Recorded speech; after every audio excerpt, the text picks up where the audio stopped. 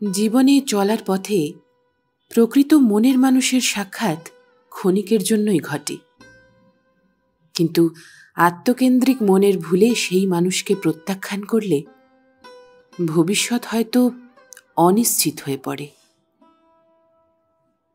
এমনই এক সম্পর্কের গল্প আজ আপনাদের শোনাব। নমস্কার, আপনারা শুনছেন গল্প একান্তে। একান্তে গল্প শোনার আদর্শ ঠিকানা। আমাদের গল্পগুলি কেমন লাগছে কমেন্ট করে আপনার মতামত অবশ্যই জানান।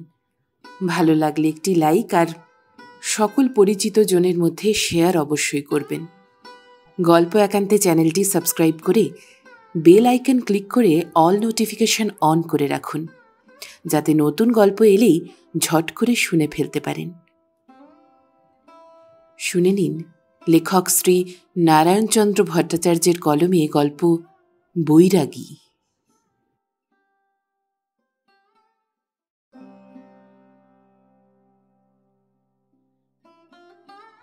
স্বরূপ বৈরাগীর মেয়ে পরাণী যখন 18 বৎসর বয়সে বিধবা হইয়া স্বামীর পরিত্যক্ত মণিহারির বাজরা মাথায় তুলিয়া লইল, তখন প্রতিবেশী অভিরাম দাস কণ্ঠী বদলের আশায় নিরাশ হইয়া নরোত্তম দাসের কর্যায় মনোসংযোগ করিল। পরাণীর বাপ ছিল না, মাও ছিল না, ঘরে শুধু বুড়ি আই ছিল। বাপের মা নয়, মায়ের মা। অল্প বয়সে মা মারা গেলে আই জামাই বাড়িতে আসিয়া পরাণীকে মানুষ করিয়াছিল। আইর সম্পূর্ণ ইচ্ছা ছিল বিধবা পরাণী কণ্ঠী বদল করিয়া পুনরায় সংসার ধর্ম করে। এই বয়সে মাথায় মোট করিয়া তাহার হাটে বাজারে যাতায়াত করা কি ভালো দেখায়? পরাণী কিন্তু কণ্ঠী বদলের চেয়ে এই কাজটাকেই ভালো বলিয়া পছন্দ করিল।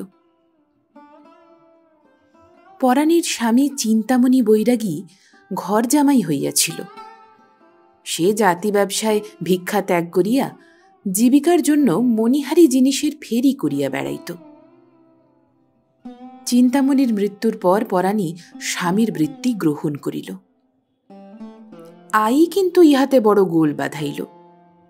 এমন সমত্ব বয়সে হাটে বাজারে যাওয়ায় কত যে বিপদ আই তাহা জানিত। সুতরাং সে ইহার প্রতিবাদ করিতে লাগিল। পরাণী কিন্তু সে প্রতিবাদে কান দিল না। সে হাটের দিন খুব সকালে উঠিয়া স্নান করিয়া আসিত। তারপরে একখানি ধূপদস্ত থান কাপড় পরিয়া নাসাগ্রে একটি সূক্ষ্ম রসকলি কাটিয়া দোক্তা ভরা পান গালে দিয়া মোট মাথায় কৃষ্ণনগরের হাটের দিকে যাত্রা করিত। পথিকেরা এই ষোড়শী পশারিণীর মত্ত গজেন্দ্র গতিদর্শনে মুগ্ধ হইত। যুবকেরা তাহার দিকে হাস্যোজ্জ্বল কটাক্ষ নিক্ষেপ করিত। বৃদ্ধেরা হোঁচট খাইত। আর গ্রামের অনেক লোক শুধু পরাণীকে নয়, বুড়িকেও ছিছি করিত। গ্রামের লোকের নানান অনুযোগ শুনিয়া বুড়ি একদিন রাগিয়া পরাণীকে বলিল, দেখ পরাণী, তুই যদি এমন মোট মাথায় করে হাটে বাজারে যাবি, তাহলে আমি তোর হাতের জল পর্যন্ত খাব না। পরাণী বলিল, তাহলে তো আমি বেঁচে যাই আই। এই 2 কোষ পথ ভেঙে এসে আমাকে আর জল থল তুলতে হয় না। আই রাগিয়া বলিল, আমি এবার মাথা মুড়ো খুঁড়ে মরব পরাণী। পরাণী হাসিতে হাসিতে বলিল, আমি তোমায় তুলসী তলায় গোড় দিয়ে নিশ্চিন্দি হব। রাগে চোখ কপালে তুলিয়া আই বলিল, তুই আবার হাসছিস লা ছুঁড়ি? পরাণী বলিল, কি করি আই, আমার যে কান্না আসছে না। আই মাথা নাড়িতে নাড়িতে গম্ভীরভাবে বলিল, এখন কান্না আসবে কেন? এখন না বুঝলে পশ্চাতে কাঁদিতে হবে অঝোর ঝরে। তখন এই বুড়ির কথা সংগ্রাবি। মৃদু হাসিয়া পরাণী বলিল, পরে কাঁদতে হবে বলে এখন থেকেই তার আখড়া দিতে হবে নাকি আই? আই রাগে ফুলিতে লাগিল।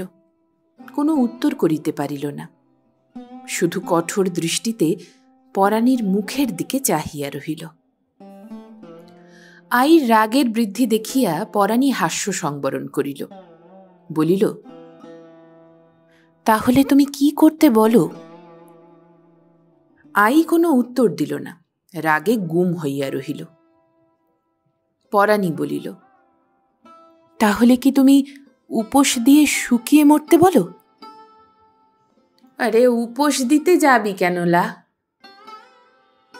2 পয়সা জোগাড় করে না আনলে কাজেই উপোসই দিতে হবে।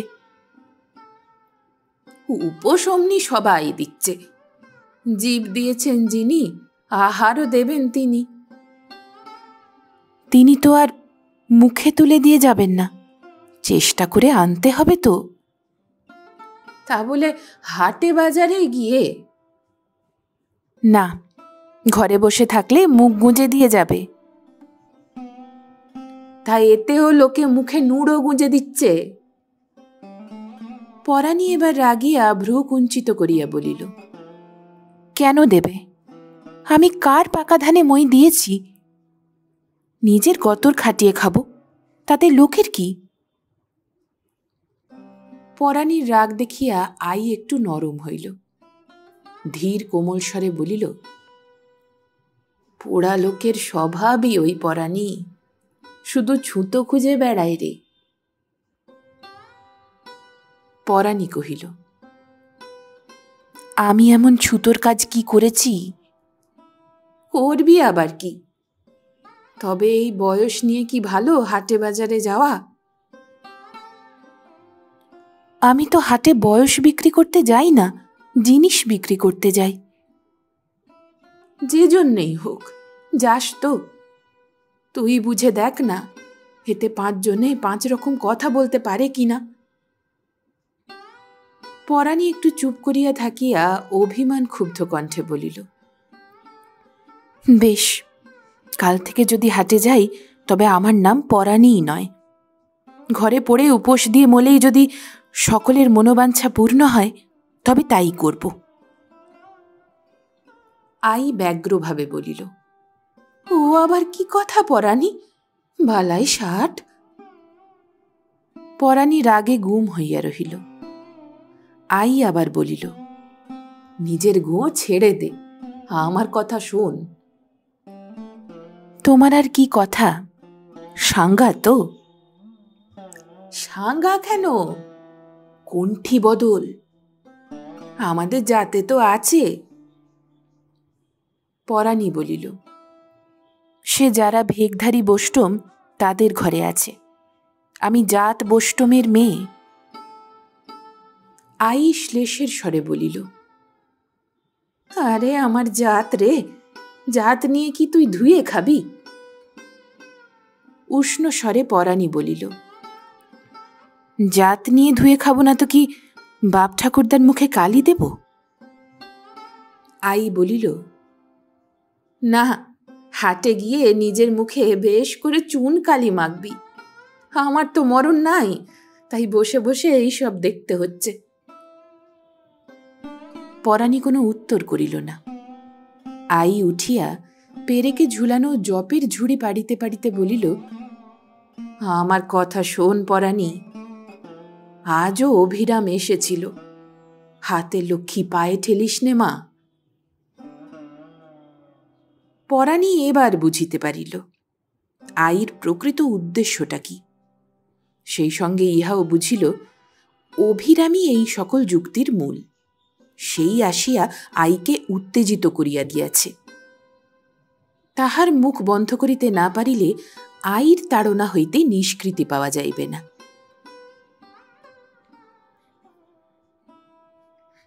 বালির কাগজের ছেঁড়া খাতাখানা সম্মুখে ধরিয়া অভিরাম সুরের সহিত নরোত্তম দাসের কর্চা আবৃত্তি করিতেছিল।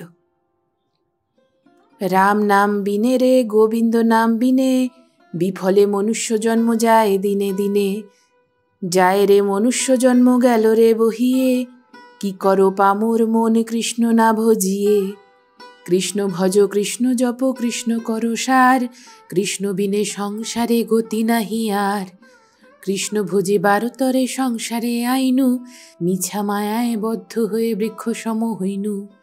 দিনে দিনে সংসারের পাপ বৃক্ষ বাড়ে, ফলরূপে পুত্রকন্যা ডাল ভাঙি পড়ে। অভিরাম একটা দীর্ঘ নিঃশ্বাস ত্যাগ করিয়া কাগজখানা চোখের সম্মুখ হইতে সরাইয়া লইল। হায়, মায়ারূপী স্ত্রী পুত্রকন্যা আসিয়া তাহার সংসার বৃক্ষকে একদিন এমনই ভারাক্রান্ত করিয়া তুলিয়াছিল যে অভিরাম ভাবিয়াছিল, হা গোবিন্দ, এ মায়ামোহ হতে আমায় উদ্ধার করো, মহাপাতকী আমি, আমায় পথ দেখাও। কিন্তু গোবিন্দ যেদিন তাহার এই প্রার্থনা পূর্ণ করিলেন, সহসা একটা কালের ঝড় আসিয়া অভিরামের সংসার বৃক্ষের ডালপালাগুলোকে নির্মূল করিয়া দিল। সেদিন বিশাল প্রান্তরে শাখা প্রশাখাবিহীন শুষ্ক বৃক্ষকাণ্ডের ন্যায় দাঁড়াইয়া অভিরাম শোকবিহ্বল কণ্ঠে বলিল, হা গোবিন্দ, হে কি করিলে? আগে যে অভিরাম স্ত্রী পুত্রকেই সাধন পথের প্রধান কণ্টক স্থির করিয়াছিল, সেই কণ্টক উন্মূলিত হইলে, মায়ার বন্ধন খসিয়া গেলে, সে আর পথ দেখিতে পাইল না। সমগ্র বিশ্বটাই যেন তাহার নিকট বিকট শ্মশান বলিয়া মনে হইতে লাগিল। এ মহাশ্মশানে বসিয়া রুদ্র কাপালিক কপাল মালিনীর সাধনা করিতে পারে, কিন্তু অভিরামের মতো সাধক ভক্তির কোমল সুরে তাহার প্রেমের দেবতাকে কিরূপে ডাকিবে? চিত্তকে দৃঢ় করিয়া অভিরাম জপে বসিত, কিন্তু মন জপে বসিতে চাহিত না। দুইটা মালা না ঘুরিতেই যেন কাহার কলহাস্যপূর্ণ মুখখানি দেখিবার জন্য পশ্চাতে ফিরিয়া চাহিত। অভিরাম জোর করিয়া চোখ দুইটা মুদ্রিত করিত, কিন্তু স্মৃতি শতচক্ষু প্রসারিত করিয়া দেখিতে পাইত। ঘরে সন্ধ্যার প্রদীপ জ্বলিতেছে। প্রদীপের সম্মুখে এক তন্নঙ্গী যুবতী 1.5 বছরের ছেলেটিকে কোলে শুয়াইয়া ঘুম পাড়াইতেছে। ছেলে ঘুমাইতে চাহিতেছে না।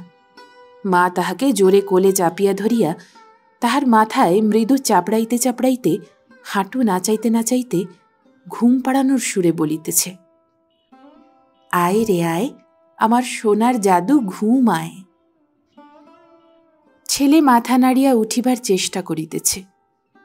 মা মুখে তাহাকে তিরস্কার করিতেছে, কিন্তু চোখ দুইটা দিয়া স্নেহের অমৃত ধারা উৎসারিত হইয়া পড়িতেছে।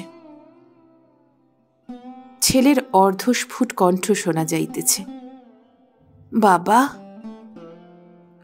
মা তর্জন করিয়া বলিতেছে, হা হা, সে এখন জপে বসেছে, তোর তরে কি ভগবানকেও একটু ডাকবে না? ছেলে কিন্তু ভগবানকে ডাকিবার কোনো প্রয়োজনীয়তা উপলব্ধি করিতে পারিল না। সে বা বা বা বলিয়া কাঁদিয়া উঠিল। এমন ছেলেও তো দেখিনি বলিয়া মা তাহাকে ধমক দিল। অভিরাম চক্ষু উন্মিলিত করিয়া ব্যস্তভাবে পশ্চাতে ফিরিয়া চাহিল। স্তব্ধ অন্ধকারের মধ্যে শূন্য ঘরখানা উপহাসের অট্টহাসি হাসিয়া উঠিল। অভিরাম মালা ফেলিয়া 2 হাত দিয়া চক্ষু আবৃত করিল। অভিরাম দিন রাত ঠাকুরের চরণে প্রার্থনা করিত, হে দীনদয়াল, মায়ার বন্ধন যখন ছেদন করিয়া দিয়াছ, তখন মনের এই মোহটুকু কাটাইয়া দাও ঠাকুর। দাবদাহে বৃক্ষ দগ্ধ হইয়াছে, তাহার শুষ্ক মূলটুকু আর থাকে কেন? কেন যে থাকে তাহা অভিরাম জানিত না, কিন্তু সেই সর্বান্তর্যামী জানিতেন। তিনি জানিতেন বর্ষার স্নিগ্ধ বারাসম্পাতে একদিন এই দগ্ধ বৃক্ষের নীরদমূল সরস হইয়া উঠিবে। বসন্তের মৃদু মলয় স্পর্শে সে পুনরায় নবীন শিহরণ অনুভব করিবে। তখন আবার এই দগ্ধ বৃক্ষ নবোদ্গত শাখা প্রশাখায় নবীন পত্রপুষ্পে সুশোভিত হইয়া শ্যাম সৌন্দর্য বিস্তার করিবে। গ্রামের ঘরে ঘরে নামগানই অভিরামের জীবিকা ছিল। নামগান করিয়া গৃহস্থদিগের নিকট যাহা পাইত তাহাতেই তাহার জীবিকা নির্বাহ হইত। সকালে উঠিয়া করতাল লইয়া নামগানে বাহির হইত এবং মধ্যাহ্ন পর্যন্ত ঘুরিয়া ঘরে ফিরিত। তারপর স্নান ও ইষ্টপূজা সমাপনান্তে স্বহস্তে পাক করিয়া আহার করিত। গ্রামের কোনো বাটিতে যেদিন ক্রিয়াকর্ম থাকিত সেদিন আর তাহাকে পাক করিতে হইত না। ব্রাহ্মণ কুটুমদিগের নিমন্ত্রণের সহিত অভিরামের নিমন্ত্রণও বাদ যাইত না। শুধু বাসগ্রামে নয়, পার্শ্ববর্তী 2-4খানি গ্রামেও অভিরামের যাতায়াত ছিল। সেদিন কেশবগঞ্জে নামগান করিয়া ফিরিতে একটু বেশি বেলা হইয়াছিল। বৈশাখের প্রচণ্ড রৌদ্রে পৃথিবী যেন দগ্ধ হইতেছিল। রাস্তার ধুলাগুলা অগ্নিস্ফুলিঙ্গের মতো পায়ে ঠেকিতেছিল। পথ প্রায় জনশূন্য। কচ্চিৎ 2-1জন হাটুরিয়া ভিজা কাপড় গায়ে দিয়া শূন্য বাজরা মাথায় ঘরে ফিরিতেছিল। সেই রৌদ্রতপ্ত নির্জন পথে অভিরাম একা দ্রুত পদে গ্রামের দিকে চলিয়াছিল। সহসা পশ্চাৎ হইতে কে ডাকিল, বৈরাগী ঠাকুর। অভিরাম চমকিতভাবে দাঁড়াইয়া ইতস্তত দৃষ্টি নিক্ষেপ করিল। আবার ডাক আসিল, এদিকে বৈরাগী ঠাকুর, এদিকে। রাস্তা হইতে অল্প দূরে একটা শুষ্কপ্রায় পুষ্করিণী তীরে 2টা গাছ, অশ্বত্থ ও বট, জড়াজড়ি করিয়া স্থানটাকে ছায়াময় করিয়া রাখিয়াছিল। অভিরাম দেখিল সেই ছায়াময় স্থানে বৃক্ষতলে এক স্ত্রীলোক। সেই স্ত্রীলোক তাহাদেরই গ্রামের স্বরূপ দাসের মেয়ে পরাণী। অভিরাম বিস্ময়পূর্ণ চিত্তে ধীরে ধীরে সেই দিকে অগ্রসর হইল এবং নিকটস্থ হইয়া জিজ্ঞাসা করিল, কে পরাণী? মৃদু হাসিয়া পরাণী বলিল, হ্যাঁ আমি। তুমি কোথায় গিয়েছিলে? অভিরাম গাছতলায় ঘাসের উপর বসিয়া একটা আরামের নিঃশ্বাস ফেলিয়া বলিল, কেশবগঞ্জে গিয়েছিলাম। কিন্তু তুই পরাণী, হেই তুই এইখানে? পরাণী বলিল, আমি কেষ্টনগরের হাটে গিয়েছিলাম। হাটে? অভিরাম একটু বিস্মিত হইল। সম্মুখবর্তী বাজরার দিকে দৃষ্টি নিক্ষেপ করিয়া পরাণী সহাস্যে বলিল, আমি যে মণিহারির দোকান করেছি। অভিরাম একবার পরাণীর দিকে আর আরেকবার বাজরার দিকে কৌতূহলপূর্ণ দৃষ্টি নিক্ষেপ করিল। পরাণী বলিল, আজ যে কাঠ ফাটা রোদ, তার উপরেই ভারী মোট, একটু না জিরিয়ে আর পারলাম না। কিন্তু মোট নামিয়ে এক বিপদে পড়েছি, তুলে দেবার লোক পাইনি। একা মেয়ে মানুষ কি এত বড় মোট তুলতে পারি? একটা দীর্ঘ নিঃশ্বাস ত্যাগ করিয়া অভিরাম বলিল, এসব কি তোর কাজ পরাণী? ঈষৎ হাসিয়া পরাণী বলিল, সে তো তুমিও বলো আমিও বলি, কিন্তু পেট তো সে কথা শোনে না। অভিরাম চুপ করিয়া বসিয়া রহিল। একটা দমকা বাতাস আসিয়া পরাণীর কানের পাশে চুলগুলায় দোল দিয়া গেল। গাছের খুব উঁচু ডালে বসিয়া একটা পাখি উচ্চকণ্ঠে ডাকিয়া উঠিল। অভিরাম ত্রস্তে মুখ ফিরাইয়া রৌদ্রদগ্ধ মাঠের দিকে চাহিল। পরাণী উঠিয়া কাপড়টা বেশ করিয়া গুছাইয়া পড়িল এবং আঁচলটা কোমরে জড়াইয়া অভিরামের দিকে চাহিয়া বলিল, মোটটা তুলে দাও দেখি। অভিরাম উঠিয়া দাঁড়াইল এবং কাঁধের গামছাখানা কোমরে বাঁধিয়া বলিল, ওটা আমি নিচ্ছি। পরাণী ঘাড় নাড়িয়া না করিল। সতৃষ্ণ দৃষ্টিতে তাহার মুখের দিকে চাহিয়া অভিরাম ঈষৎ ক্ষুব্ধ কণ্ঠে বলিল, তাতে দোষ কি পরাণী? পরাণী 2 হাত দিয়া মোটের এক পাশ ধরিয়া দৃঢ়স্বরে বলিল, নাও তুলে দাও। অভিরাম আর কিছু না বলিয়া মোট তুলিয়া দিল। মোট লইয়া পরাণী আগে আগে চলিল। অভিরাম তাহার পশ্চাৎগামী হইল। যাইতে যাইতে পরাণী বলিল,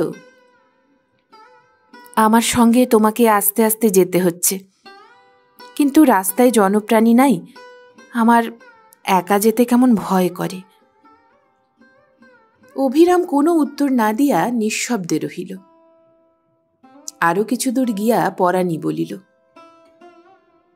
একা হলে তুমি এতক্ষণ বাড়ি পৌঁছতে, তোমার দেরি হয়ে গেল। অভিরাম বলিল, তা হোক। সেই দিন বাড়ি পৌঁছিয়া অভিরাম দেখিল তাহার প্রাণের উপর দিয়া একটা ঝড় চলিয়া গিয়াছে। সে ঝড়ে তাহার মনের বৃত্তিগুলা এমন ওলটপালট হইয়া গিয়াছে যে তাহাদিগকে প্রকৃতিস্থ করা দুষ্কর। অপরাহ্নে অভিরাম বৈষ্ণব গ্রন্থগুলা পাড়িয়া তাহাদের ভিতর হইতে বাছিয়া বাছিয়া বৈরাগ্যসূচক পদগুলা বারবার আবৃত্তি করিতে লাগিল। সন্ধ্যায় জপ ও বন্দনার শেষে অভিরাম দেখিল তাহার চেষ্টা সফল হইয়াছে, মনের নেশার ঘোর কাটিয়া গিয়াছে। সেখানে শুধু পরাণীর জন্য একটু করুণা জাগিয়াছে মাত্র। পরদিন অভিরাম পরাণীর আয়ের নিকট উপস্থিত হইয়া প্রস্তাব করিল যে পরাণীর এরূপ হাটে বাজারে যাওয়া ভালো নয়, কণ্ঠী বদল করিয়া পুনরায় তাহার সংসারী হওয়া উচিত। আই অনেক আক্ষেপ প্রকাশ করিয়া বলিল, তা বাচা, ও হতভাগা মেয়ে কি আমার কথা শোনে? তুমি একটু বুঝিয়ে দেখো না। অভিরামের বুকটা ধর্মর করিয়া উঠিল। সে তাড়াতাড়ি আইর কাছ হইতে পলাইয়া আসিয়া নরোত্তম দাসের করচা খুলিয়া ফেলিল এবং খুব জোরে জোরে পড়িতে লাগিল। পরদিন কাগজখানা কপালে ছোঁয়াইয়া অভিরাম অন্য পদ পড়িবার উদ্যোগ করিতেছিল। এমন সময় পরাণী হেলিতে দুলিতে আসিয়া ডাকিল, বৈরাগী ঠাকুর। অভিরাম মহাজন পদাবলী হইতে দৃষ্টি অপসারিত করিয়া সবিষয়ে পরাণীর দিকে চাহিল।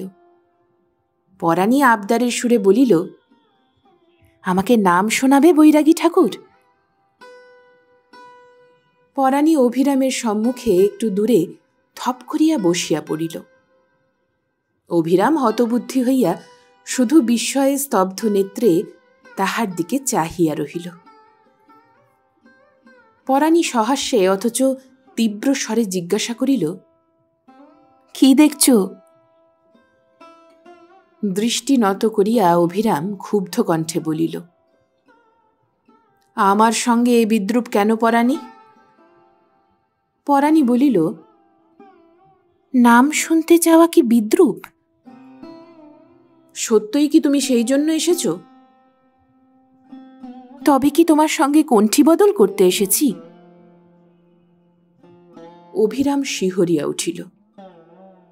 মুহূর্তকাল স্তব্ধভাবে থাকিয়া মুখ তুলিয়া কঠোর স্বরে বলিল, ছি পরাণী।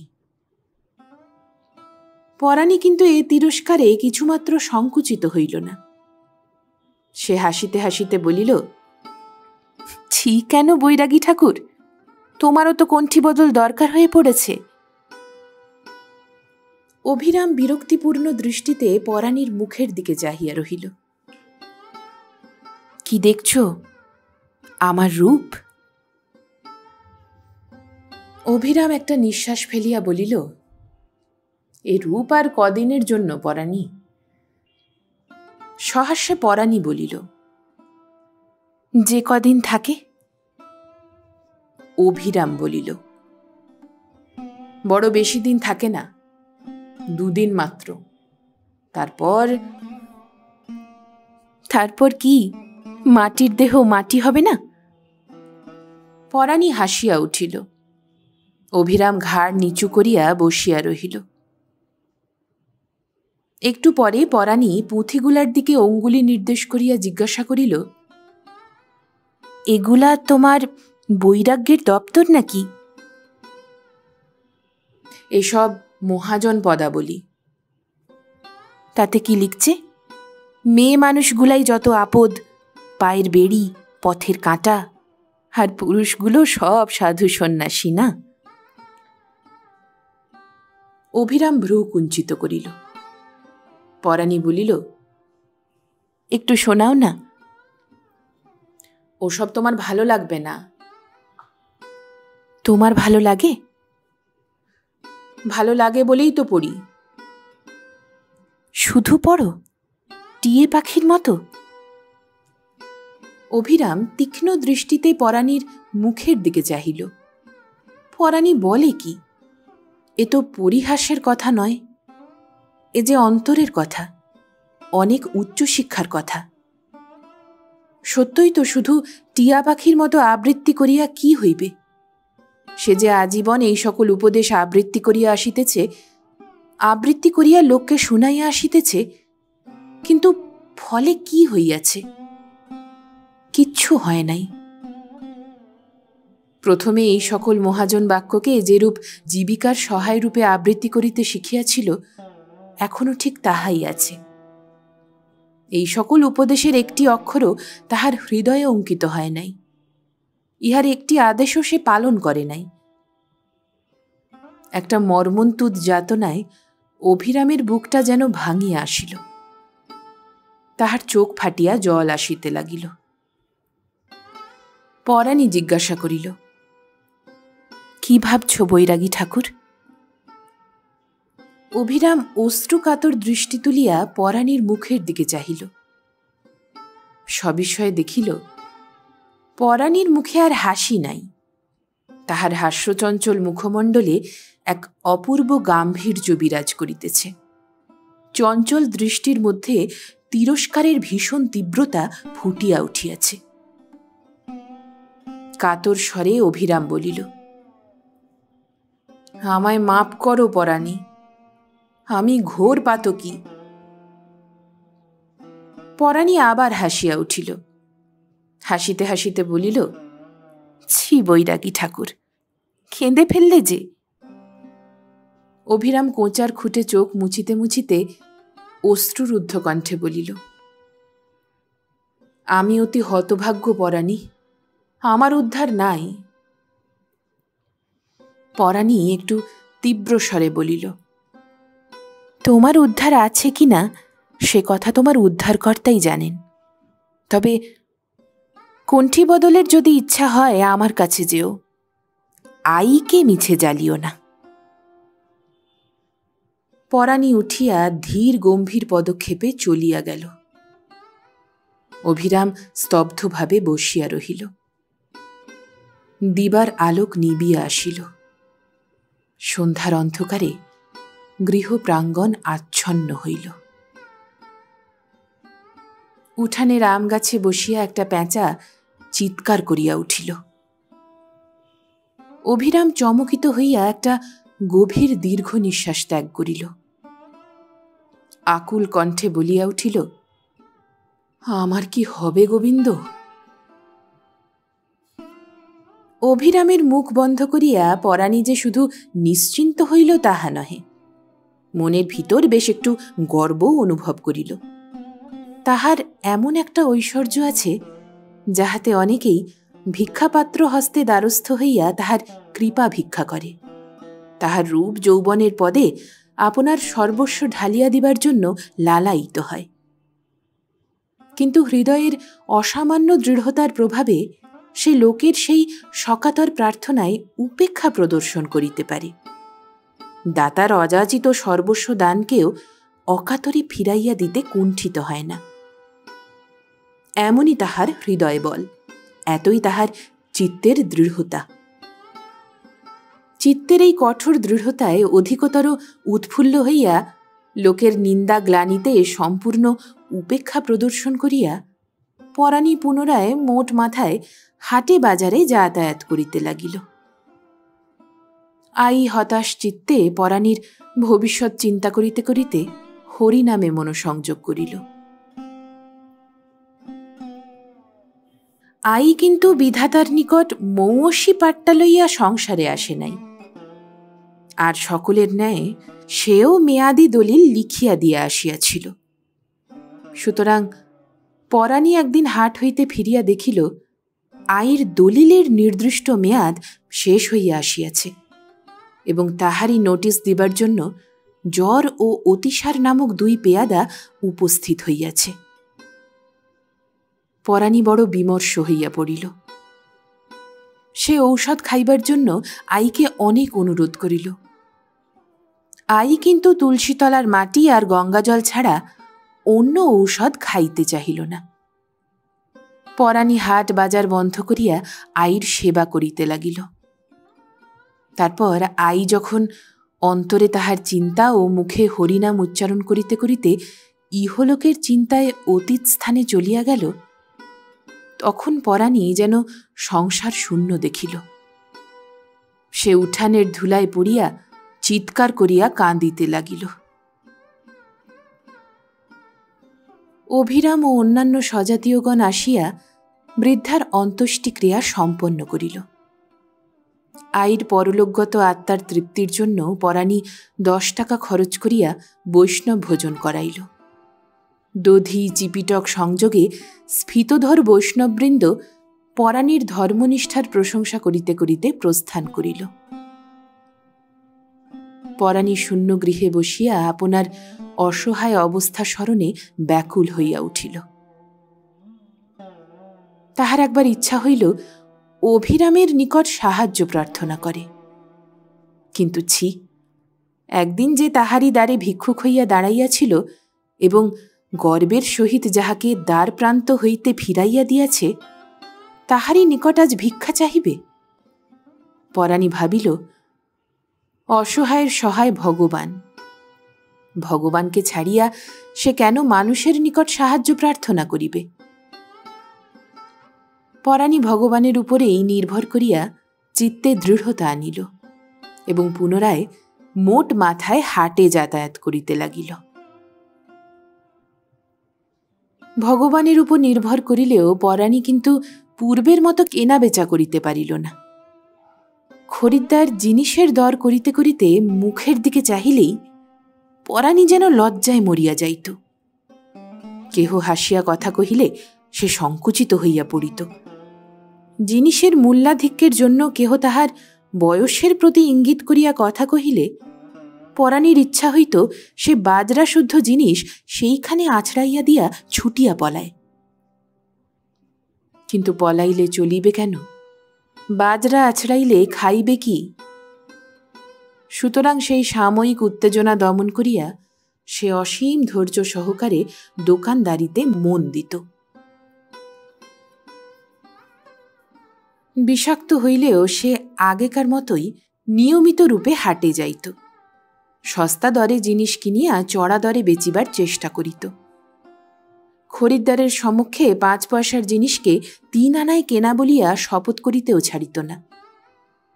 তবে আগে পরাণী যে কাজটা প্রবল আগ্রহের সহিত সম্পন্ন করিত, এখন যেন নিতান্ত দায়ে পড়িয়া কোনরূপে তাহা চালাইয়া যাইত। এক এক সময় ভাবিত, দূর হোক, না খেয়ে মরতে হয় সেও ভালো, তবু এমন ঝকমারির কাজ আর করব না। ইহার উপর পাড়ার ছোঁড়ারা বড়শি, সুচ, সুতা, চিরুনি ইত্যাদি কিনিতে আসিয়া যখন বাজে গল্প পাড়িয়া বসিত এবং 3 পয়সার জিনিস কিনিতে আসিয়া 3 ঘণ্টা সময় নষ্ট করিতেও ইতস্তত করিত না, তখন অগত্যা পরাণীকে কখনো মিষ্ট সুরে, কখনো বা একটু চড়া গলায় তাহাদের এই সময়ের অপব্যবহারটুকু স্মরণ করাইয়া দিতে হইত।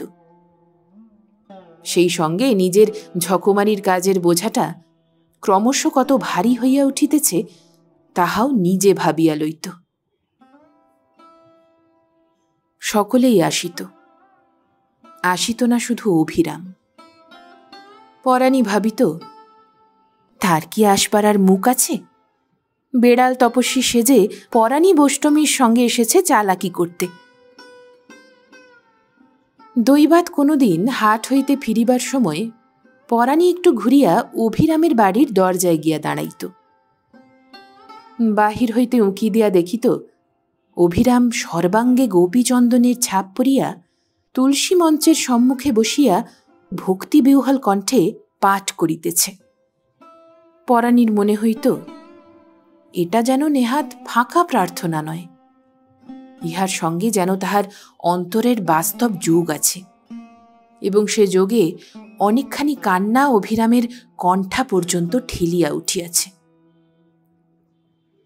পরাণীর মনে হইত এই সময়ে যদি সে একবার কঠোর বিদ্রূপের স্বরে ডাকে, বৈরিগী ঠাকুর, মনে আসিলেও পরাণী কিন্তু ডাকিত না, ডাকিতে সাহস হইত না।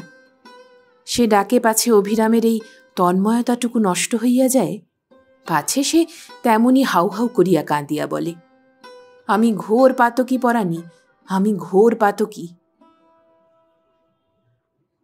পরাণী মোট মাথায় দরজার বাহিরে দাঁড়াইয়া অভিরামের আকুল কণ্ঠোচ্চারিত প্রার্থনা সঙ্গীত শুনিত। তারপর ধীরে ধীরে অতি সন্তর্পণে সেই স্থান ত্যাগ করিত।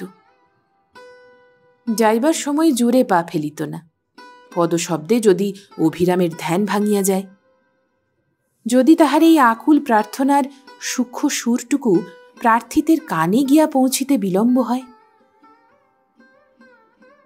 একটু দূরে গেলেই কিন্তু পরাণীর মনের এই সংকোচটুকু তিরোহিত হইয়া যাইত। সে আপনার মনে আপনি হাসিয়া বলিত, মর পোড়ার মুখী, এই বেড়াল তপস্বীর আবার তপজপ, আর সেই তপজপকে এত ভয়। পরাণী খুব জোরে জোরে পা ফেলিয়া পদশব্দে নির্জন পল্লীপথ শব্দিত করিয়া চলিয়া যাইত।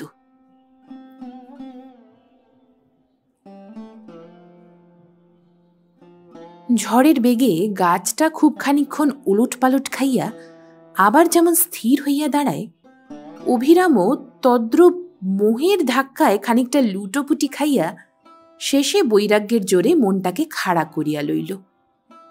আবার সে নাম কীর্তন, ভিক্ষা ও জপ আহ্নিক লইয়া দিন কাটাইতে লাগিল। কিন্তু রোগ সারিলেও দৈহিক দুর্বলতাটুকু সারিতে যেমন অনেক দিন লাগে, সেইরূপ অভিরামের মোহমুক্ত চিত্তের মধ্যে একটু দুর্বলতা রহিয়া গেল। সেইটুকুর শান্তির জন্য অভিরাম জপ আহ্নিকের মধ্যে চিত্তটাকে ডুবাইয়া রাখিতে চেষ্টিত হইল।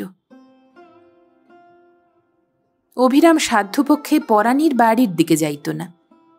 দৈবাত পথে দেখা হইলে লোকে সাপ দেখিলে যেমন 20 হাত দূরে ছুটিয়া পলায়, অভিরামও সেইরূপ ছুটিয়া পলাইবার চেষ্টা করিত।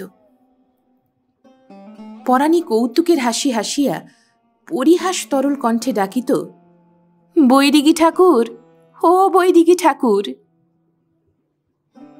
সে বিদ্রুপপূর্ণ আহ্বানে অভিরাম লজ্জিত হইত, কিন্তু ফিরিয়া চাহিত না। তারপর পরাণী যখন অনেকটা অগ্রসর হইত, তখন অভিরাম সহসা দাঁড়াইয়া পিছু ফিরিয়া নির্নিমেষ নেত্রে পরাণীর মত্ত গতির দিকে চাহিয়া থাকিত। চাহিয়া চাহিয়া ভাবিত, হায় রক্ত মাংস গঠিতা নারী, সত্যই তুমি মহামায়ার অংশ, নতুবা শ্যামসুন্দরকে ছাড়িয়া তোর এই নশ্বর সৌন্দর্যের প্রতি চিত্ত এত আকৃষ্ট হয় কেন? অভিরাম দৃষ্টিটাকে ফিরাইতে না পারিয়া আপনার উপর আপনি রাগিয়া উঠিত। তাহার ইচ্ছা হইত সাধু বিশ্বমঙ্গলের মতো সর্বনাশের মূল চোখ দুইটাকেই উবড়াইয়া ফেলে। হায় প্রভু, রমণীর রূপ লাবণ্য ছাড়িয়া কবে এই লুব্ধ দৃষ্টি দুইটাকে তোমার চরণে নিবদ্ধ করিতে পারিব? হৃদয়ে গভীর বিষাদ ও আত্মগ্লানি লইয়া অভিরাম ঘরে ফিরিত এবং সংসারটাকে দূরে সরাইয়া সমগ্র অন্তঃকরণ দিয়া শ্যামসুন্দরকে জড়াইয়া ধরিবার জন্য প্রাণপণ করিত। কিন্তু ধরি ধরি করিয়াও ধরিতে পারিত না। কোথা হইতে পরাণী আসিয়া তাহাকে যেন 20 ক্রোশ ব্যবধানে টানিয়া লইয়া যাইত। এইরূপে একদিকে পরাণী, অন্যদিকে শ্যামসুন্দর, একদিকে মোহ, অন্যদিকে বিবেক, একদিকে নরক, অন্যদিকে স্বর্গ, এই উভয়ের মাঝে পড়িয়া অভিরাম যখন নিতান্তই আকুল হইয়া উঠিত, তখন সে সকাতরে শ্রী গোবিন্দকে ডাকিতে থাকিত, আর এই প্রলোভনপূর্ণ মায়াময় গৃহবাস ত্যাগ করিয়া বৃন্দাবনের পবিত্র রজে গড়াগড়ি দিবার জন্য প্রাণের ভিতর একটা আকুল বাসনা পোষণ করিত। মাঝে মাঝে পাঁজির বিজ্ঞাপন খুলিয়া রেলের ভাড়া হিসাব করিত। হিসাবে দেখিত যাইবার খরচটা জোগাড় হইতে পারে, কিন্তু ফিরিয়া আসিবার খরচের অভাব। অভিরাম ভাবিত, নাই বা আসিলাম, এখানে ভিক্ষা করিয়া খাই, সেখানেও ভিক্ষা করিয়া খাইব।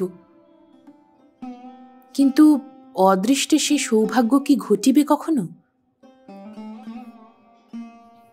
সুযোগ উপস্থিত হইল। দোল পূর্ণিমা উপলক্ষে গ্রামের বিস্তর লোক বৃন্দাবন যাত্রা করিতে প্রস্তুত হইল। অভিরামও তাহাদের সঙ্গী হইবার কল্পনা করিল। যাত্রার দিন যতই নিকটবর্তী হইতে লাগিল, অভিরামের উৎকণ্ঠা ততই বাড়িয়া উঠিতে লাগিল।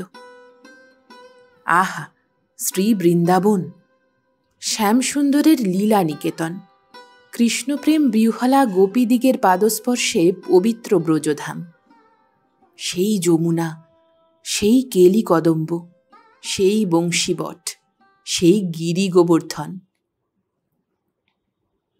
দ্বাদশে রাখাল মিলি শ্যামরায় কুতুহলী, আগে পিছে ধায় সব ধেনু, শিরেতে মোহন চূড়া, কোটি তটে পিতবড়া, রাধা রাধা বলে ডাকে বেনু। ভাবিতে ভাবিতে অভিরাম পুলকিত চিত্তে আপন মনে গাহিয়া উঠিত। অভিরামের বৃন্দাবন যাত্রার কথায় আর কেহ তেমন মনোযোগ না দিলেও পরাণী কথাটা খুব আগ্রহের সহিতই শুনিল। শুনিয়া সে একদিন অভিরামকে ডাকিয়া জিজ্ঞাসা করিল, হাঁ বৈরিগী ঠাকুর, তুমি নাকি বৃন্দাবন যাবে? নত মুখে গম্ভীরভাবে অভিরাম উত্তর করিল, সেই রকমই তো মনে করছি পরাণী। মনে যখন করছ তখন নিশ্চয়ই যাবে। অদৃষ্টে যদি থাকে, আমাকে সঙ্গে নেবে? তোকে? অভিরাম খুব বিস্ময়ের সহিত পরাণীর মুখের দিকে চাহিল। মৃদু হাসিয়া পরাণী বলিল, হাঁ, আমাকে। তুই বৃন্দাবনে যাবি? যেতে নাই কি? অভিরাম এ কথার কোনো উত্তর দিতে পারিল না। মুখ নিচু করিয়া দাঁড়াইয়া রহিল। পরাণী বলিল, আমায় যেতে কি কোনো দোষ আছে বৈরিগী ঠাকুর? অভিরাম একটু ইতস্তত করিয়া বলিল, দোষ আর কি, কিন্তু তুই তুই কেন যাবি পরাণী? তুমি বা যাচ্ছ কেন? আমি? আমার কথা আলাদা। আলাদা কি রকম? তার মানে তুমি খুব ধর্মিষ্ঠি বলেই যাচ্ছ না? ক্ষুণ্ণ স্বরে অভিরাম বলিল, আমি মহা পাপিষ্ঠ পরাণী। শ্লেষের হাসি হাসিয়া পরাণী বলিল, আর আমি বুঝি পুণ্যবতী? অভিরাম চুপ করিয়া রহিল। পরাণী গম্ভীরভাবে বলিল, সত্যি কথা বলতে কি বৈরিগী ঠাকুর, আমার আর এসব ভালো লাগে না। কোন সব? এই মাথায় মোট করে হাটে বাজারে যাওয়া, এসব কি মেয়ে মানুষের কাজ? শুধু পোড়া পেটের তরেই তো এত কর্মভোগ। অভিরাম বিস্ময়ে নির্বাক। পরাণী আবার বলিল, তাই কদিন ধরেই ভাবছি, দূর হোক, আর এসব পারিনে। তার চেয়ে জাত বৈষ্ণবের মেয়ে, হরি বল বলে যদি ভিক্ষে করেও খেতে হয় তাও স্বীকার। তবু আর এমন ঝকমারির কাজ করব না। অভিরামের বুকটা গুড়গুড় করিতে লাগিল। মুখ দিয়া একটা কথাও বাহির হইল না, চোখ তুলিয়া চাহিতেও পারিল না। পরাণী জিজ্ঞাসা করিল, তোমাদের যাওয়ার কত দেরি আছে? অভিরাম জড়িত কণ্ঠে উত্তর করিল, 1 মাস। পরাণী একটু ভাবিয়া বলিল, তুমি আর এদিকে আসো না কেন বৈরিগী ঠাকুর? বলিয়াই পরাণী অভিরামের মুখের উপর একটা চঞ্চল কটাক্ষপাত করিল। ইতস্তত করিয়া অভিরাম উত্তর করিল, সময় পাই না, দরকার হয় না। ঈষৎ অভিমানের সুরে পরাণী বলিল, দরকার হলেই বুঝি আসতে হয়? হাজার হোক স্বজাতের মেয়ে তো বটে, একা পড়ে থাকি। বাধা দিয়া ব্যস্ত স্বরে অভিরাম বলিল, এবার আসব। বলিয়াই অভিরাম দ্রুত পদে বাহির হইয়া গেল। জ্যোৎস্নায় গ্রাম্য পথটা যেন হাসিয়া উঠিয়াছিল। মুকুলিত আম্র শাখায় বসিয়া কোকিল ডাকিতেছিল। বুকের ভিতর পূর্ণ আবেশটা চাপিয়া অভিরাম ছুটিয়া নিজের ঘরের দিকে চলিল। সেই দিন হইতে অভিরাম প্রায় প্রত্যহ সন্ধ্যার পর পরাণীর ঘরে আসিত এবং কতকটা রাত্রি পর্যন্ত গল্পগুজব করিয়া উঠিয়া যাইত। সন্ধ্যার পূর্বেই সে তাড়াতাড়ি পান্নিকটা সারিয়া লইত। কার্যবশত কোনোদিন তাহা ঘটিয়া না উঠিলে রাত্রিতে আসিয়া নিয়মিত কার্য শেষ করিত। পরাণীও সন্ধ্যায় প্রদীপটি জ্বালিয়া দাওয়ায় বসিয়া তাহার জন্য অপেক্ষা করিত। কোনোদিন অভিরামের আসিতে একটু বিলম্ব হইলে তাহার মনটা যেন চঞ্চল হইয়া উঠিত। অভিরাম বসিয়া বসিয়া বৃন্দাবনের কত অলৌকিক মাহাত্ম্য বর্ণন করিত, কত মহাজনের পদগান করিয়া শুনাইত। সাধু বৈষ্ণবগণের পবিত্র কাহিনী ভক্তিগদগদ কণ্ঠে বিবৃত করিতে থাকিত। গৌরাঙ্গ দেবের অপূর্ব প্রেম কাহিনী বর্ণন করিতে করিতে অশ্রু বিসর্জন করিত। পরাণী সে সকল শুনিতে শুনিতে মুগ্ধ হইয়া পড়িত এবং এমন ভক্তিমান লোকটিকে ঘৃণা করিয়া সে যে অন্যায় কাজ করিয়াছে তজ্জন্য তাহার মনে অনুতাপ উপস্থিত হইত। একদিন গল্প করিতে করিতে পরাণী হঠাৎ জিজ্ঞাসা করিল, আচ্ছা বৈরিগী ঠাকুর, এক কাজ করলে হয় না? কি কাজ পরাণী? বৃন্দাবনে না গিয়ে তুমি কণ্ঠী বদল করে সংসারী হও। অভিরাম জোরে একটা নিঃশ্বাস ফেলিয়া উত্তর করিল, এ বয়সে আর কেন পরাণী? বয়স তোমার এমন কি হয়েছে? অভিরাম চুপ করিয়া রহিল। পরাণী আবার বলিল, যদি মত হয় তো বলো। অভিরাম দৃষ্টিতে যেন একটু ব্যাকুলতা লইয়া পরাণীর মুখের দিকে চাহিল। পরাণী বলিল, কেষ্টগঞ্জের ছিদেম দাসের একটা মেয়ে আছে, বয়স 23-24, দেখতে মন্দ নয়। বলিয়া সে অভিরামের মুখের উপর একটা সহাস্য কটাক্ষ নিক্ষেপ করিল। মৃদু হাসিয়া অভিরাম বলিল, আমার চেয়ে তো তোর বয়স অনেক কম পরাণী, তুই কেন কণ্ঠী বদল করে? পরাণীর মুখখানা লাল হইয়া উঠিল। সে একটু তীব্রস্বরে বলিল, ছি বৈরিগী ঠাকুর। অভিরামের মাথাটা লজ্জায় নিচু হইয়া পড়িল। পরাণী স্বরটাকে আরেকটু তিক্ত করিয়া বলিল, তোমার যাওয়ার আর কদিন বাকি? অভিরামের বুকটা ছাঁত করিয়া উঠিল। সে যে বৃন্দাবন যাত্রার সংকল্প করিয়াছে এবং সে যাত্রার নির্দিষ্ট দিবসের আর 3টা দিন মাত্র বাকি, ইহা তাহার যেন খেয়ালই ছিল না। সে যেন এই একটা নেশায় আচ্ছন্ন হইয়া দিন কাটাইতেছিল। আজ হঠাৎ পরাণীর জিজ্ঞাসায় সে নেশাটা যেন চট করিয়া কাটিয়া গেল। সে পরাণীর কথার কোনো উত্তর দিতে পারিল না। আরও একটু বসিয়া থাকিয়া আস্তে আস্তে উঠিয়া পড়িল। পরাণী সেদিন বিছানায় পড়িয়া অনেক রাত্রি পর্যন্ত ঘুমাইতে পারিল না। সত্যই তো, তাহার কতই বা বয়স, এখনো তাহাকে কতদিন বাঁচিতে হইবে, আর সেই তত দীর্ঘ জীবনকালটা কি এমন মাথায় মোট বহিয়া এমনই নিঃসঙ্গ অবস্থায় কাটাইতে পারিবে? মানুষের দেহ, সুখ অসুখ আছে, তখন কে তাহাকে দেখিবে? যখন মোট বহিবার সামর্থ্য থাকিবে না, তখন কি হইবে? তখন যে সত্যই ভিক্ষা ছাড়া আর উপায় নাই। ছি ছি, কি ঘৃণিত অভিশপ্ত জীবন!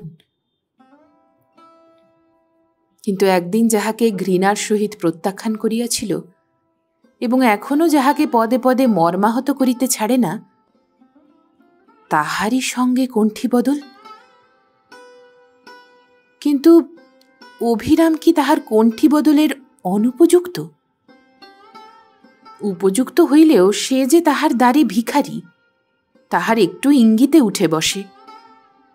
ভিখারিকে সে প্রভুর পদে বসাইবে? অসম্ভব। কিন্তু যদি কণ্ঠী বদলি করিবে না, তবে সে হঠাৎ তাহাকে লইয়া এতটা জড়াইয়া পড়িল কেন? ইহাতে কি তাহার নিজের কিছু ক্ষতি হয় নাই?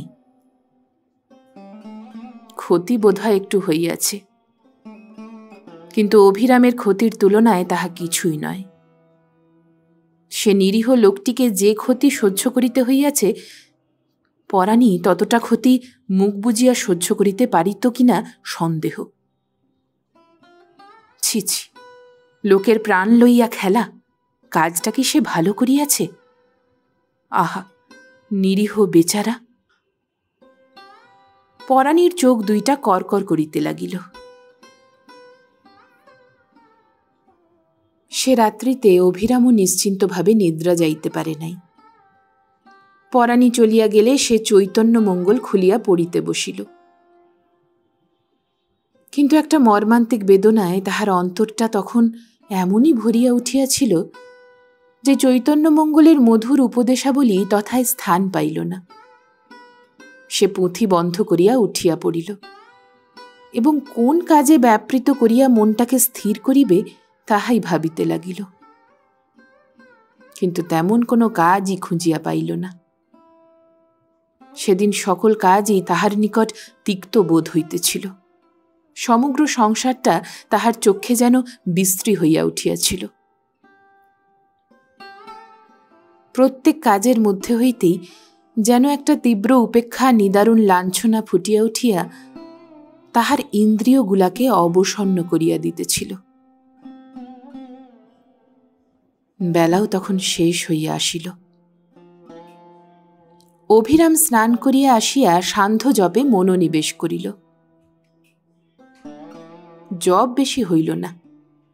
গোবিন্দকে ডাকিতে গেলেই অভিমানের অশ্রুধারায় বুক ভাসিয়া যাইতে লাগিল। সমস্ত দিন খাওয়া হয় নাই। অভিরাম ভাতে ভাত রাঁধিয়া কোনরূপে তাহার আহার কার্য শেষ করিল। তারপর দরজা বন্ধ করিয়া শুইয়া পড়িল, কিন্তু ঘুমাইতে পারিল না। আর কেন? অপমান লাঞ্ছনা যতদূর হইবার তাহা তো হইল, কিন্তু কি পাপ মন আমার! এখন সে ঘুরিয়া ফিরিয়া পরাণীর কাছেই ছুটিয়া যাইতে চায়। আরে মন, পরাণী কে? পরাণী কি? শুধু রক্ত মাংস আর হাড় কয়খানা। ওই রক্ত মাংসটুকু ছাড়িয়া দিলে উহার ভিতর থাকে কি? শুধু একটা শুষ্ক অস্থিপঞ্জর, যাহা দেখিলেই আতঙ্কের উদয় হয়। সে অস্থিপঞ্জরে একটুও সৌন্দর্য নাই। বিলোল কটাক্ষ, চটুল হাস্য, মনোহর অঙ্গভঙ্গি কিছুই তাহাতে নাই। এই অস্থিপঞ্জরের উপর এত মোহ! রমণী রূপ আর সাপের মাথার মণি দুই যে এক পদার্থ। লোভ করিয়া হাত বাড়াইলেই প্রাণ সংশয়। হা গোবিন্দ, আমার পাপী মনকে এই আকর্ষণ হইতে মুক্ত করিয়া দাও। অনেক ভাবিয়া অভিরাম স্থির করিল আর এখানে থাকা নয়। অপর যাত্রীদের এখনো যাত্রার 2-3 দিন বিলম্ব আছে। আমি তাহাদের আগে কালই যাত্রা করিব। অন্তত এ গ্রাম ছাড়িয়া পথে কোথাও অপেক্ষা করিব। কল্লকার রাত্রি আর এখানে কাটাইব না। সংকল্প যখন স্থির হইল তখন রাত্রিও শেষ হইয়া আসিয়াছে। জানালা দিয়া ভোরের আলো ঘরে ঢুকিয়াছে। পাখিগুলা ডাকিতে শুরু করিয়াছে। অভিরাম উঠিয়া অভ্যাসমতো ভজন গাহিতে গাহিতে স্নান করিতে চলিল। স্নান করিয়া যখন ফিরিল তখন সূর্যোদয় হইয়াছে। অভিরামের চিত্তও এখন অনেকটা স্থির, শুধু বৃন্দাবন যাত্রার জন্য একটু ব্যগ্র হইয়া উঠিয়াছে। অভিরাম তিলক সেবা করিয়া আহ্নিকের পূর্বেই আগে গাঁটরি বাঁধিতে বসিল। আজ আর সে রাঁধিবে না, আহ্নিক সারিয়াই যাত্রা করিবে এবং রায়পুরে তাহার পিসির বাড়িতে গিয়া খাইবে। তারপর সেখান হইতে সুলতানগঞ্জে গিয়া অপেক্ষা করিবে। কতদিনের স্বাদ ওই বৃন্দাবন যাত্রা। বৃন্দাবনে গিয়া বৃন্দাবন চন্দ্রের পদাঙ্ক চিহ্নিত সেই যমুনা তটে বিচরণ করিবে, সেই বংশীবর দেখিবে, মাধুকরী করিয়া খাইবে। এসব তাহার কত দিনের আকাঙ্ক্ষা। আজ সেই আকাঙ্ক্ষা পূর্ণ হইবার প্রথম ক্ষণ। একটা অব্যক্ত পুলকে অভিরামের সর্বাঙ্গ শিহরিয়া উঠিতে লাগিল। কিন্তু এই শিহরণের মধ্যে দেশত্যাগ করার যে একটা বিষাদ থাকিয়া থাকিয়া তাহার সকল উৎসাহকে ম্লান করিয়া দিতেছিল, এত বড় আনন্দ দিয়া অভিরাম সেটাকে চাপিতে পারিল না। এই আবাল্য পরিচিত গৃহ, এই গ্রাম, গ্রামের লোকজন, পশুপক্ষী, এমনকি অচেতন পথঘাটগুলা পর্যন্ত তাহাকে এমনই একটা দৃঢ় মমতার বন্ধনে বাঁধিয়া রাখিয়াছে, অভিরাম পূর্বে তাহা একটুও অনুভব করিতে পারে নাই। আজ যখন সেই বন্ধন ছেদন করিবার সময় উপস্থিত, তখনই সে ইহা অনুভব করিল এবং সংসারের এত কঠোরতার মধ্যেও যে কতখানি কোমলতা আছে, এই মায়াবাজির ভিতরেও প্রাণ দিয়া অনুভব করিবার মতো কতকটা জিনিস আছে, তাহা সে বুঝিতে পারিল। কিন্তু তাহাকে গ্রাম ত্যাগ করিতেই হইবে, বৃন্দাবন যাইতেই হইবে। এই কঠোর সংকল্পে মন বাঁধিয়া সে তাড়াতাড়ি গাঁটরি বাঁধিতে লাগিল। এমন সময় উঠানে দাঁড়াইয়া পরাণী ডাকিল, বৈরিগী ঠাকুর। অভিরাম চমকিয়া উঠিল এবং খুব প্রয়োজনীয় কাজে যাত্রার সময় কেহ পিছু ডাকিলে লোকে যেমন তাহার উপর বিরক্তিপূর্ণ দৃষ্টি নিক্ষেপ করে, অভিরাম তেমনি বিরক্তিসূচক দৃষ্টিতে পরাণীর দিকে চাহিল। পরাণী কিন্তু সে বিরক্তিটুকু লক্ষ্য করিয়াই ঘরের দাওয়ায় উঠিল এবং দরজার কাছে আসিয়া ঘরের ভিতর মুখ বাড়াইয়া জিজ্ঞাসা করিল, গাঁটরি বাঁধছ যে, কোথায় যাবে? অভিরাম দড়ি দিয়া গাঁটরিটাকে জড়াইতে জড়াইতে উত্তর দিল, শ্রী বৃন্দাবন। পরশু তো যাবার দিন, আজ যে তল্পি বাঁধছ? আমি আজই যাত্রা করব। একা? এত তাড়াতাড়ি কেন? রাগ হয়েছে বুঝি? অভিরাম এ কথার কোনো উত্তর দিল না। পরাণী তখন ঘরের ভিতর আসিয়া গাঁটরিটা টানিতে টানিতে বলিল, দেখি কি কি জিনিস বেঁধেছ, সেই পুঁথিগুলো নিয়েছ তো? অভিরাম মুখ তুলিয়া রুক্ষস্বরে বলিল, ছেড়ে দে পরাণী। পরাণী গাঁটরি ছাড়িয়া চুপ করিয়া দাঁড়াইল। অভিরাম গুম হইয়া দড়ি দিয়া তাহা কষিয়া বাঁধিতে লাগিল, কিন্তু বাঁধনটা কিছুতেই শক্ত হইল না। একদিক টানিলে অপর দিকটা আলগা হইয়া যায়। অভিরাম একবার খুলিয়া আবার জড়াইয়া আবার খুলিয়া বাঁধাটাকে শক্ত করিবার জন্য প্রাণপণ করিতে লাগিল। পরাণী মুখ টিপিয়া হাসিতে হাসিতে বলিল, হল না বৈরিগী ঠাকুর? তোমার মূলেই যে আলগা। শুধু রাগ করলেই কাজ হয় না, আমাকে দাও দেখি। পাশে বসিয়া পড়িয়া পরাণী গাঁঠরিটা টানিয়া লইল। গাঁঠরির গায়ে জড়ানো দড়িগুলা খুলিতে খুলিতে বলিল, তাহলে সত্যিই চললে? অভিরাম উত্তর দিল, হ্যাঁ। পরাণী আস্তে আস্তে দড়িটা খুলিল। যে কাপড়খানা দিয়া বাঁধা হইয়াছিল সেখানা খুলিয়া ভিতরকার জিনিসগুলা দেখিতে লাগিল।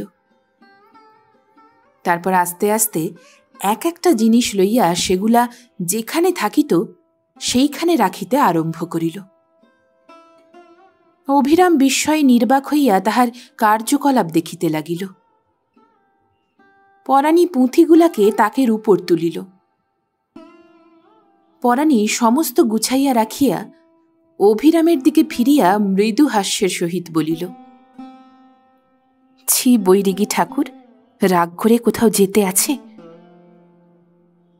অভিরাম গম্ভীরভাবে বলিল, যেমন করে হোক আমাকে যেতেই হবে। স্বচ্ছন্দে যাও, কিন্তু ছি, রাগ নিয়ে বৃন্দাবনে যেতে আছে? অভিরাম মাথা নিচু করিল। সহাস্য মুখে পরাণী বলিল, আমার উপর তোমার খুব রাগ হচ্ছে না? আমাকে ওগুলো বাঁধতে হবে পরাণী। কেন? আমাকে আজ যেতেই হবে। পরাণী তাহার মুখের উপর হাস্যোজ্জ্বল কটাক্ষ নিক্ষেপ করিয়া বলিল, যেতে হয় যাও না, ওগুলো নাই বা বাঁধলে। তোমার যে খুব বৈরাগ্য হয়েছে তা আমি বুঝতে পেরেছি, কিন্তু জিজ্ঞাসা করি বৈরাগী ঠাকুর, মহাপ্রভু যখন ঘর ছেড়ে যান তখন তিনি কত ঘটিবাটি কত কাপড় চোপড় বেঁধে নিয়ে গিয়েছিলেন? অভিরাম চমকিত হইয়া পরাণীর মুখের দিকে চাহিল। পরাণী শ্লেষ তীব্র কণ্ঠে কহিল, ঘটি নিয়েছ, থালা নিয়েছ, কাপড় নিয়েছ, কম্বল নিয়েছ, বোধহয় বৈষ্টমী থাকলে তাকেও সঙ্গে নিতে।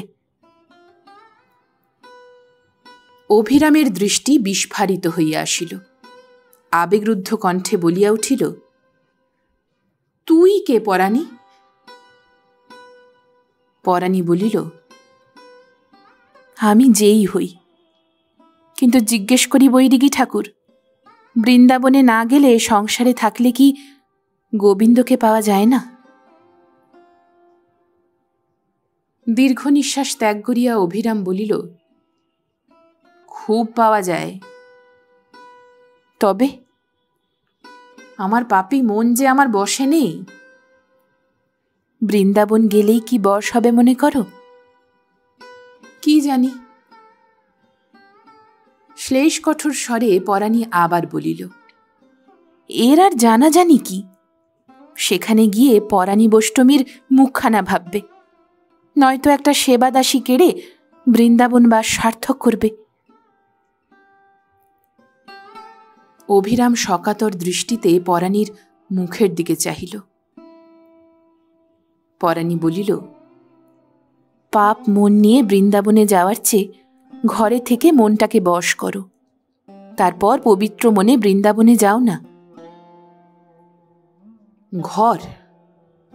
বিষাদ গম্ভীর কণ্ঠে অভিরাম বলিল, আমার যে ঘর আর পথ সব সমান পরাণী। বেশ, সেইটাই যদি তোমার সবচেয়ে বেশি দুঃখ হয় তার উপায় করে দিচ্ছি। মৃদু কটাক্ষে পরাণী অভিরামের চিত্তটাকে চমকিত করিয়া বলিল, আমার সঙ্গে কণ্ঠী বদল করে পথটাকে ঘর করে ফেলো।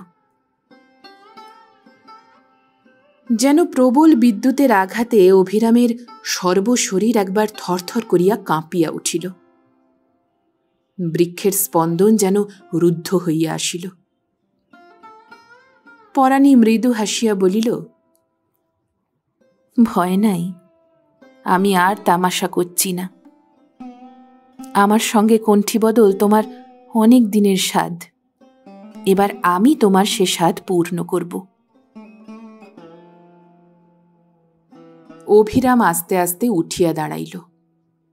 ধীর গম্ভীর কণ্ঠে বলিল, মানুষের স্বাদ সবসময় একরকম থাকে না পরাণী। এখন আর আমার কণ্ঠী বদলের স্বাদ নাই। এখন একমাত্র স্বাদ বৃন্দাবনের পবিত্র রজে এই পাপ দেহটাকে লুটোপুটি খাওয়াবো। পরাণীর মুখখানা যেন কালি হইয়া আসিল। তাহার এত বড় সৌভাগ্যের দানটা ফিরাইয়া দিয়া অভিরাম যে এমনভাবে তাহার গর্ব চূর্ণ করিতে পারে, ইহা পরাণী একবারও ভাবে নাই। যাহা ভাবে নাই তাহাই যখন ঘটিল, তখন সে আপনাকে ঠিক রাখিতে পারিল না। কাঁদিতে কাঁদিতে অভিরামের পায়ের কাছে থপ করিয়া বসিয়া পড়িল। তাহার পা দুইটা জড়াইয়া ধরিয়া কাঁদিতে কাঁদিতে বলিল, আমি তোমাকে অনেক মন্দ কথা বলেছি বৈরিগী ঠাকুর, আমাকে মাপ করো, তোমার পায়ে ঠাঁই দাও। অভিরামের মুখ দিয়া বাক্য স্ফূর্তি হইল না। পরাণী বলে কি? সে জীবনভর যে আকাঙ্ক্ষাকে বুকে লইয়া মনের সহিত যে তুমুল সংগ্রাম করিয়া আসিয়াছে, এবং সে সংগ্রামে জর্জরিত হইয়া পরাজয়কে বরণ করিয়া লইয়া দুঃখশীর্ণ হৃদয়ে শ্রী গোবিন্দের চরণে উৎসর্গ করিতে চলিয়াছে, তখন সহসা পরাণী তাহার জীবনব্যাপী নিষ্ফল আকাঙ্ক্ষাকে এমন অসম্ভব রূপে সফল করিয়া দিতে আসিল। হা গোবিন্দ, তোমার এ কি মায়া! অধম পাতকীর উপর এ কি ভয়ানক পরীক্ষা!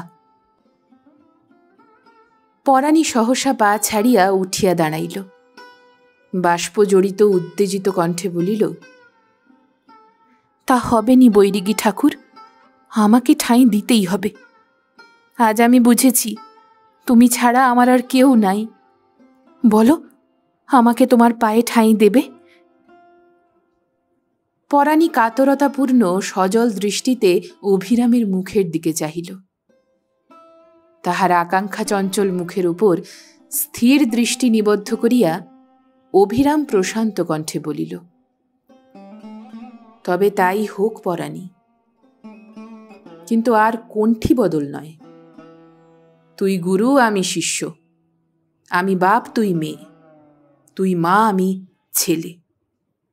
মান অপমান, স্তুতি নিন্দা, দেশ অভিমান সব মুছে ফেলে আয় পরাণী, এইখানে বসেই শ্রী গোবিন্দের চরণে আত্মসমর্পণ করি। আর আমার বৃন্দাবনে যাবার দরকার নাই। পরাণী উপুড় হইয়া পড়িয়া অভিরামের পায়ের ধুলা লইল। হর্ষ গদগদ কণ্ঠে বলিল, তোমার মনের ভিতরেই যে বৃন্দাবন বৈরিগী ঠাকুর।